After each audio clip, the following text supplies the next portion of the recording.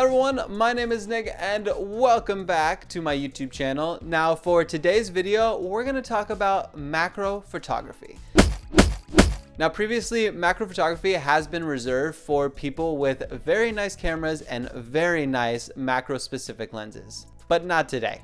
Today we're going to talk about how to get some awesome macro photography with this guy right here.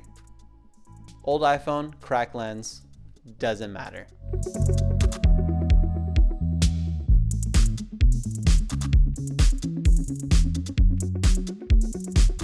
Now the brand new iPhone and some other smartphones have macro photography features built in, but not all of us can afford that $1,500 price tag. So I'm going to show you how to get macro photography photos with any phone. And it is a lot simpler than you think. Throw up the teaser photos. All right, now the first thing that you're going to want to do is go to either your local dollar store or Amazon. I will throw some links in the description. For me, I went to the dollar store and found this guy right here. It is a magnifying lens. It's a 8x magnifying lens, and I tried out a couple other ones, and this one was the one that I fell in love with. Now, you do not have to get that shaped magnifying glass and or an 8x one. Definitely go to your local store and find out which magnifying glass works for you. But essentially, that's all you need. Now, the second step is pretty simple and self-explanatory, but it must be said, you must play with the distance.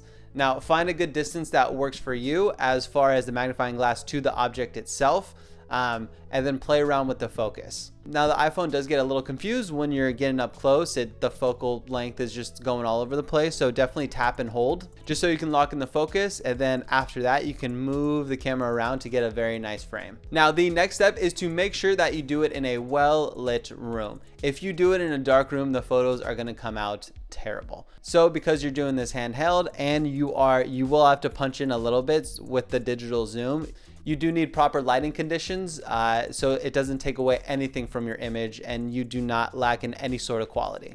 Now after that, just shoot some more and have some fun with it. These are photos that I never thought I would be able to get. Previously, when you get super close to an object with an iPhone, because of the minimal focal length on those lenses, it's blurry. But now you can get, with this hack, you can get some really cool close-up photos. So I spent the day, walked around my place, and these are the macro photos that I got for the day. Check them out.